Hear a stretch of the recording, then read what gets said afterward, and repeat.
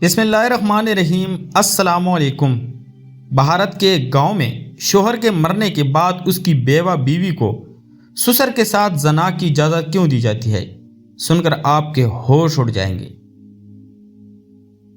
میں اس غم سے نڈھال تھی۔ میرا سوچ سوچ کے برا حال ہو رہا تھا کہ میں باقی کی زندگی کیسے گزاروں گی۔ میرا پورا دن سوچوں میں ہی گزر جاتا تھا۔ جیسے میری عدت مکمل ہوئی تو میری ساس اس دن میرے لیے ایک نیا سوٹ لے کر آئی اور پھر مجھے کہنے لگی کہ یہ کپڑے پہن کر تیار ہو جاؤ۔ یہ بات کہتے ہوئے مجھے نظر چرانے لگی تھی۔ ان کی آنکھوں میں نہ جانے کیوں آنسو تھے۔ میں نے ایک نظر کپڑوں پر ڈالی۔ یہ تیز سرخ رنگ کے کپڑے تھے۔ اپنی ساس کو میں نے حیرت بھری نگاہوں سے دیکھا۔ آپ یہ کیسی باتیں کر رہی ہیں؟ میں یہ کپڑے کیسے پہن سکتی ہوں؟ میرے شوہر کو فوت ہوئی دن ہی کتنے ہوئے ہیں۔ تب وہ کہنے لگی، شام کو یہ کپڑے پہن کر تیار ہو جانا۔ مجھے ان کی کوئی بات سمجھ میں نہیں آ رہی تھی۔ وہ یہ بات کہہ کر کمرے سے باہر جانے لگی تھی جب میں نے ان کا ہاتھ پکڑ لیا اور ان سے کہنے لگی کہ میری بات سنیں، میں بیوہ ہوں۔ 4 مہینے پہلے ہی میرے شوہر کی موت واقع ہوئی ہے اور آپ اب مجھے تیار ہونے کا بول رہی ہو۔ میں ایسا کیسے کر سکتی ہوں؟ میرا دل تو اپنے بالوں میں کنگھی تک کرنے کو نہیں کرتا، نہ ہی منہ دھونے کو چاہتا ہے، اور آپ مجھ سے کہہ رہی ہیں کہ میں یہ کپڑے پہن کر تیار ہو جاؤں۔ آخر کیوں؟ کس کے لیے؟ میں جس کے لیے ہار سنگار کرتی تھی وہ تو اس دنیا سے چلا گیا ہے۔ اب یہ سب کچھ میں کس کے لیے کروں؟ وہ نظریں چراتے ہوئے کہنے لگی کہ میں تمہیں سب کچھ بعد میں سمجھا دوں گی، فی الحال تمہیں میں جیسا کہہ رہی ہوں تم ویسا ہی کرتی جاؤ۔ مجھے ان کی کوئی بات سمجھ میں نہیں آ رہی تھی۔ میرا تو دل بالکل بھی کپڑے پہننے کا دل نہیں چاہ رہا تھا۔ ایک بار میں نے کوشش کی کہ میں نئے کپڑے پہنوں، مگر پھر جیسے میری روح کو کسی نے کچل کے رکھ دیا تھا اور میرے اندر سے آواز سنائی دی کہ تم سنگ دل ہو گئی ہو کہ اتنی جلدی اپنے شوہر کو بھول گئی ہو۔ اس بات کا خیال آنا ہی تھا کہ میں پھر سے پوٹ پوٹ کر رو پڑی تھی اور پھر سے اپنے شوہر کو یاد کرنے لگی تھی۔ رات کو میری ساس میرے کمرے میں پھر سے آئیں اور جب مجھے انہوں نے اسی حالت میں دیکھا تو وہ حیران رہ گئی اور مجھے قدرے سختی سے کہنے لگی کہ تمہیں جو کچھ میں نے کہا تھا تم نے وہ کیوں نہیں کیا؟ اب ان کی بات سن کر میں پریشان ہو گئی اور انہیں کہنے لگی، آپ کی سب باتیں میرے سر کے اوپر سے گزر گئی۔ آخر میں آدھی رات کو یہ کپڑے کیوں پہنوں؟ کہاں پر تیار ہو کر جاؤں؟ کس کے لیے سنوروں؟ تب وہ سختی سے کہنے لگی کہ تمہیں جو کچھ کہہ رہی ہوں وہ کرو، اور پھر مجبوراً میں نے وہ کپڑے پہنے۔ اس کے بعد جو کچھ وہ کہتی گئی میں ویسے ویسے کرتی گئی۔ پھر وہ میرا ہاتھ پکڑ کر مجھے اپنے کمرے میں لے آئی اور تبھی میرا اوپر کا سانس اوپر اور نیچے کا سانس نیچے رہ گیا تھا۔ میری ساس مجھے کمرے میں دھکا دینے کے بعد باہر سے دروازہ بند کر کے چلی گئی تھی۔ اب جب میری کمرے میں نظر پڑی تو وہاں میرے سسر میرے پیچھے کھڑے تھے۔ وہ مجھے عجیب سی نظروں سے گھورے جا رہے تھے۔ ان کی نظر دیکھ کر مجھے عجیب سا خوف ستا رہا تھا۔ میں نے دروازہ کھولنے کی بہت کوشش کی۔ میں روئی چیختی چلاتی، مگر جیسے میری ساس اور نندوں نے اپنے کان تک بند کر لیے تھے۔ ایسے لگتا تھا جیسے کسی کو میری آواز سنائی نہیں دے رہی تھی۔ اب میں دروازے کو چھوڑ کر کھڑکی کے پاس جا کر چلانا شروع ہو گئی۔ اپنے ساس کو وہاں سے آوازیں دینا شروع ہو گئی کہ خدا کے لیے مجھے یہاں سے باہر نکالیں، مجھ پہ رحم کریں۔ آپ میرے ساتھ کیا کر رہی ہیں؟ میں آپ کی بیٹی کی بیوہ ہوں۔ مگر کسی نے بھی میری آواز نہیں سنی تھی اور اسی پل مجھے میرے سسر نے پکڑ لیا اور میرے ساتھ زبردستی کرنے لگے تھے۔ میں روتی رہی، چلاتی رہی، مگر کسی کو بھی مجھ پر رحم نہ آیا۔ صبح کو میں لٹے پٹے انداز میں کمرے سے باہر نکلی تھی۔ مجھے کوئی ہوش نہیں تھا، میں کہاں پر تھی، میرے ساتھ کیا ہو رہا تھا۔ اگلے دن میری ساس مجھ سے نظریں چراتی پھر رہی تھی۔ وہ مجھے دیکھ کے نگاہیں بدل لیا کرتی تھی اور مجھے اس پر حیرت کے ساتھ دکھ بھی تھا کہ وہ کیسی عورت تھی جو خود ہی مجھے اپنے شوہر کے پاس لے کر گئی تھی۔ اب اکثر ہی ایسا ہونے لگا تھا اور میں روتی رہتی، چلاتی رہتی، مگر یہاں پر میری فریاد سننے والا کوئی نہیں تھا۔ میں یہاں سے نکل کر بھی کہاں جاتی؟ میرا اس دنیا میں کوئی نہیں تھا۔ اس دن ایک ایسی بات ہوئی جس نے مجھے اندر تک چن جوڑ کے رکھ دیا تھا۔ اس سب میں 1 مہینہ بیت گیا تھا۔ اس دن میں صبح اٹھی تو اچانک سے میری طبیعت خراب ہو گئی اور مجھ پر انکشاف ہوا کہ میں بھارت کے ایک گاؤں میں رہتی تھی۔ میں چھوٹی سی تھی جب میرے ماں باپ کا انتقال ہوا تھا اور اس کے بعد میرے چچا نے مجھے پالا پوسا تھا۔ میں چھوٹی سی تھی، जब चाचा ने मेरी शादी करा दी। इन्हें न जाने क्यों इस बात की फिक्र थी कि इन्हें कुछ हो जाएगा और मैं दुनिया में अकेली रह जाऊंगी। इसी खौफ की वजह से उन्होंने मेरी शादी करने में जल्दी की थी और फिर दूसरे गांव में सादगी के साथ मुझे ब्याह दिया था। शादी के 1 माह बाद ही चचा मुझे छोड़कर चल बसे थे। मेरा दुनिया में वाहिद खूनी रिश्ता मुझसे बिछड़ के रह गया था और फिर मेरे शौहर की मोहब्बत ही थी जिसने मुझे ससुराल में रहने पर और इस गम से निकालने में काफ़ी ज़्यादा मदद फराहम की थी। और अब मैं अपनी खुशकिस्मती पर नाज कर रही थी कि अल्लाह ने मेरे नसीब में इतना अच्छा शौहर लिखा था, मगर ये मेरी खुशी में आर्जी साबित हुई थी। महज 3 माह के अरसे के बाद ही मेरा शौहर मुझे छोड़कर इस दुनिया से चला गया था और मैं बड़ी जवानी में बेवा हो गई थी। मेरा इस दुनिया में कोई भी नहीं था। मैं ये घर छोड़कर कहाँ जाती। इस कमरे में, इस घर में शौहर की बहुत सी यादें थीं जो कि मुझे अपनी जानिब खींचती थी और मैं चाहकर भी इन यादों से फरार हासिल नहीं कर पा रही थी। मेरा दिल करता था मैं यहाँ से दूर चली जाऊँ, मगर फिर सोचती कि कहाँ जाऊँ। मेरे लिए वाहिद मेरे चचा का घर था और चचा भी इस दुनिया से चले गए थे। बाकी के रिश्तेदार दूर पार के थे, न जाने वो मुझे कबूल भी करते हैं या नहीं। मेरे ससुराल वालों ने मुझे घर से निकालने की कोशिश नहीं की। उनका कहना था कि ये तुम्हारा घर है, तुम हमेशा ये पे रहो, और मेरे पास भी इसके अलावा कोई रास्ता नहीं था। दिन इसी तरह बेकैफ अंदाज में गुजरते जा रहे थे। उस दिन आधी रात का वक्त था जब मुझे बाहर से खुसर पुसर की आवाज़ें सुनाई देने लगी। पहले मैं उन आवाज़ों को नज़रअंदाज करती रही। ज़रा की ज़रा नज़र उठाकर मैंने अपने सामने वाली चारपाई पर देखा। मेरे दाएं और बाएं मेरे दोनों नंदे सो रही थी और इस वक्त वो दोनों नींद में मदहोश थी और बाहर से आने वाले आवाज़ें मुझे अपनी जानिब खींच रही थी।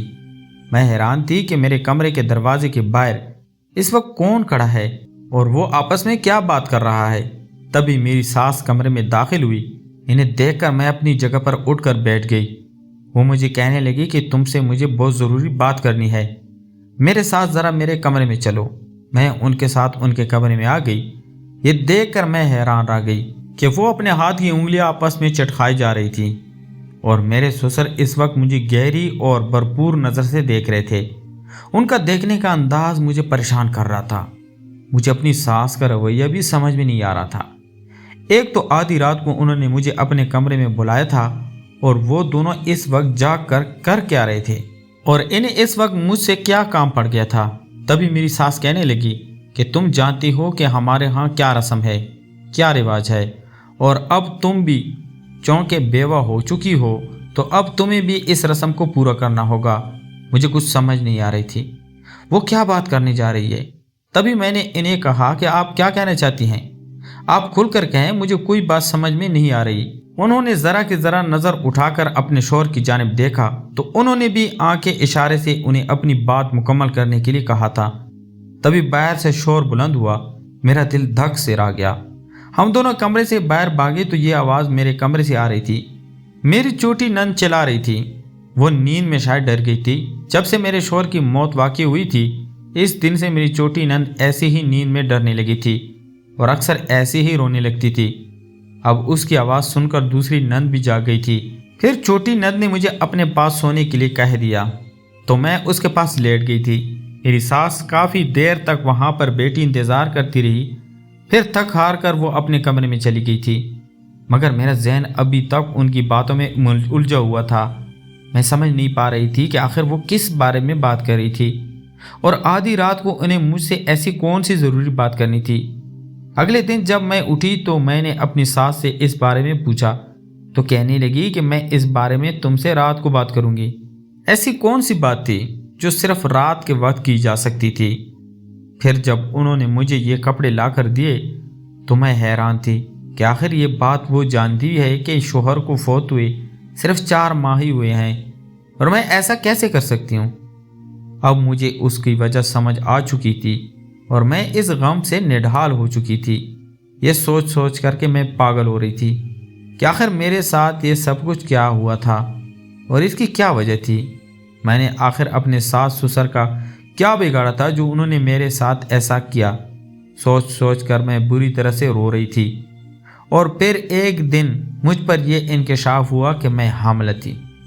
मैं ये समझने से कासिर थी कि मैं इस बात पर खुशी का इजहार करूं या रूं, मैं जानती थी कि ये बच्चा मेरे शौहर का नहीं है बल्कि मेरे ससुर का था।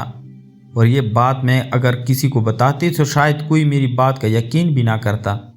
और मेरे आसपास तो ऐसा कोई खैर ख्वाह भी नहीं था जिससे मैं अपने दिल की बात करती। और फिर ये बात मेरी सास को मालूम हो गई तो उन्होंने इस बात पर यूं खुशी का इजहार किया जैसे कि ये उनके शौहर का नहीं बल्कि उनकी बेटी की औलाद है। और ये मेरे ससुर भी जैसे मुतमईन हो गए थे। उसके बाद उन्होंने मेरी तरफ आंख उठाकर भी नहीं देखा था और मैं तो जैसे जीती जी मर चुकी थी। मेरे दिल से तमाम खुशियों और अरमानों का जैसे जनाजा निकल गया था। मैं हर वक्त यही सोचती रहती थी कि आखिर मेरे ससुर ने ऐसा क्यों किया। जितना मैं सोचती जा रही थी इतना ही उलझती जा रही थी, मगर मेरा कोई सिरा मेरे हाथ में नहीं आ रहा था। अब मैं सोच रही थी कि मैं क्या करूं, इस मुसीबत से कैसे निपटूं, इस मसले का क्या हल होना चाहिए। मगर इससे पहले मैं ये जानना चाहती थी कि आखिर ये सब कुछ करने की आखिर मेरे ससुर की जुर्रत कैसी हुई। मैं उनकी बेटी की बीवी थी और वो ऐसा कैसे कर सकते हैं। एक दिन जब मेरी तबीयत खराब थी तो मेरी सास बार बार मेरा हाल अहवाल पूछ रही थी और मुझे अपना ख्याल रखने की खास ताकीद कर रही थी। तब मैं गुस्से से पट पड़ी और उनसे कहने लगी कि आप कैसी औरत हैं, एक औरत होकर आपको दूसरी औरत के जज्बात और एहसासात का ख्याल नहीं है। आखिर आपके शोहर ने मेरे साथ ऐसा क्यों किया। मेरे मुंह से ये बात सुनकर वो एक पल को खामोश हो गई, फिर उनकी आंखों में आंसू आ गए थे। वो कहने लगी कि मैं अपने शोहर की वजह से मजबूर थी, मेरे पास और कोई रास्ता नहीं था। मैं जानती हूँ कि तुम मुझे गलत समझ रही हो और शायद तुम मुझे गलत समझने में हक बजानब भी हो, मगर मैं क्या करूँ कि मैं मजबूर थी और चाहते हुए भी मैं कुछ नहीं कर सकती थी। ऐसी क्या मजबूरी थी आपको, आपने मेरी ज़िंदगी बर्बाद करके रख दी, मेरी इज्जत लुटने का तमाशा देखती रही। वो कहने लगी फिक्र मत करो, तुम्हारे साथ कोई ज्यादती नहीं होगी, हम तुम्हारी शादी करवा देंगे, हम तुम्हें बेटी बनाकर इस घर से रुखसत कर देंगे। उनकी ये बात सुनकर मैंने मुंह दूसरी तरफ कर लिया था। अगर उन्होंने मेरी दूसरी शादी करनी ही थी और मुझे अगर इस घर से भेजना ही था तो फिर ये सब कुछ क्यों किया था। जितना मैं सोचती जा रही थी इतना दुखों के समंदर में डूबती जा रही थी। और फिर बिला आखिर जिंदगी और मौत के दरमियान जंग लड़कर मेरी गोद में मेरा बेटा आ गया था। बेटे का मेरी गोद में आना ही था कि मेरी सास ने उसे मुझसे छीन लिया और उसे उठाकर अपने कमरे में ले गई। मैंने उस बारे में एहतजाज किया और जब उनसे बास परसिश की वो मेरा बेटा है मेरे हवाले करें तो तब वो मुझे अजीब सी नज़रों से देखते हुए कहने लगी कि वो हमारा बेटा है, हमारे शोहर का, और वो हमारे पास ही रहेगा, हम ही इसको पालेंगे, इसकी तरबियत करेंगे और जब तुम चेल्ले से निकल जाओगी तो हम तुम्हारी शादी कर देंगे और इसके बाद तुम्हारा हमसे या इस बच्चे से कोई ताल्लुक़ नहीं होगा। इनकी संगदिली पर मैं हैरान और परेशान थी। मेरा हैरत से मुंह खोले का कोलार आ गया था। एक तो उनके शोहर ने मेरे साथ ज्यादती की और ऊपर से वो बच्चे को भी मुझसे छीन रहे थे। ऐसा कैसे हो सकता था। मगर मैं लाख के एहतजाज करने के बावजूद भी इस सिलसिले में बेबस थी। एक ही घर में होते हुए मुझे मेरे बच्चे के पास भी पटकने भी नहीं देते थे और ना ही उससे प्यार करने देते थे। इन्हें इस बात का खौफ था कि ऐसे वो मेरा आदी हो जाएगा और मेरे बगैर उसका रहना महाल हो जाएगा। और फिर एक दिन घर में कुछ मेहमान आए। वो लोग मेरे लिए अजनबी थे। मैं ज़िंदगी में पहली बार उनसे मिल रही थी। मैं समझी शायद वो मेरी दोनों नंदों में से किसी को देखने आए थे। तभी मेरी सास ने मुझे कमरे में बुलाया। जब मैं वहाँ पर गई तो दो औरतों के साथ एक दरमियानी उम्र का मर्द भी था। उन्होंने मुझे गहरी नज़र से देखा और फिर वो औरतें मुझसे छोटे छोटे सवाल करने लगी। मैं हैरान परेशान होकर उनकी बातों के जवाब दे रही थी। उनके जाने के बाद मेरी सास ने बताया कि हम तुम्हारी शादी कर रहे हैं। हमने इन्हें तुम्हारे बारे में सब कुछ बता दिया है कि तुम मेरे बेटे की बीवी थी और अब तुम्हारा दुनिया में कोई भी नहीं है। यूं भी तुम जवान जहाँ हो, हम सारी जिंदगी तुम्हें यहाँ पर नहीं रख सकते। हम तुम्हारी शादी कर रहे हैं। सास की बात सुनकर मेरा मुंह खोले का खुल्लार आ गया। अगर उन्होंने मेरी शादी करनी ही थी तो फिर इस बच्चे की क्या ज़रूरत थी। उसके बाद कभी भी मेरे ससुर मेरे आसपास भी नज़र नहीं आए थे, बल्कि वो तो मेरी तरफ नज़र उठाकर भी नहीं देखते थे। शायद वो मुझसे नज़र मिलाने के खुद को काबिल नहीं समझते थे। मैंने दूसरी शादी पर भी एहतजाज किया तो मेरी सास कहने लगी कि ठीक है, फिर तुम इस घर से हमेशा के लिए रुखसत हो जाओ, जहाँ तुम जाना चाहती हो चली जाओ, हमारे साथ तुम्हारा कोई ताल्लुक नहीं होगा और वो दोबारा पलट कर कभी इस बच्चे की तरफ भी मत देखना। इनकी बात सुनकर मैं गुमसुम हो गई। मैं नहीं जानती थी कि मेरे जो दूर पार के रिश्तेदार थे वो मुझे कबूल भी करेंगे या नहीं। अगर वो भी मुझे ठुकरा दें तो मैं कहाँ जाती। और फिर मैंने अपनी सास के फैसले के आगे सर झुका दिया था और फिर उनके कहने पर निकाह कर लिया था। निकाह से एक दिन पहले मेरे ससुर मेरे पास कुछ कागजात लेकर आए थे और उन्होंने उन कागज़ पर मुझसे दस्तखत करवाए थे। इस वक्त ऐसी ज़हनी हालत में थी कि मैं इन कागजात को देख भी नहीं पाई कि इन पे क्या लिखा था क्या नहीं।